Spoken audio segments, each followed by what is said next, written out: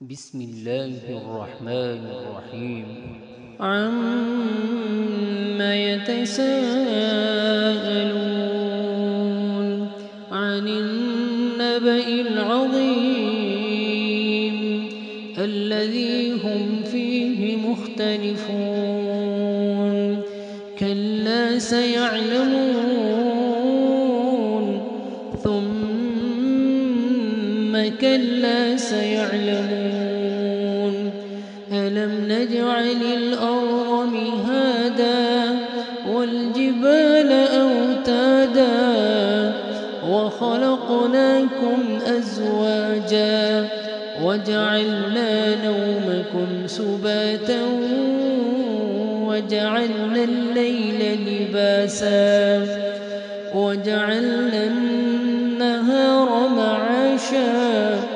وبنينا فوقكم سبعا شدادا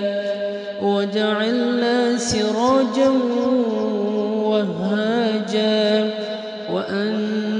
وأنزلنا من المعصرات ماء ثجاجا لنخرج به حبا ونباتا وجنات ألفافا إن يوم الفصل كان ميقاتا يوم ينفخ في الصور فتأتون أفواجا وفتحت السماء فكانت أبوابا وسيرت الجبال فكانت سرابا إن جهنم كانت مرصادا للطاغين مآبا لابثين فيها أحقابا لا يذوقون فيها بردا ولا شرابا إلا حميما وغساقا جزاء وفاقا إنهم كانوا لا يرجون حسابا وكذبوا بآياتنا كذابا وكل شيء أحصيناه كتابا فذوقوا فلن نزيدكم إلا عذابا إن للمتقين مفازا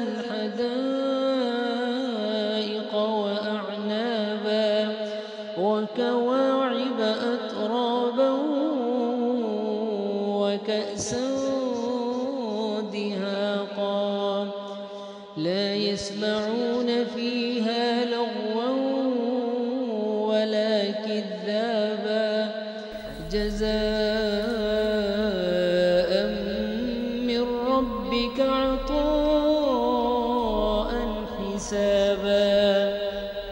رب السماوات والأرض وما بينهما الرحمن لا يملكون منه خطابا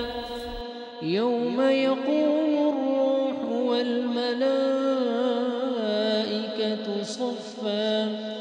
لا يتكلمون إلا من أذن له الرحمن وقال صوابا ذلك اليوم الحق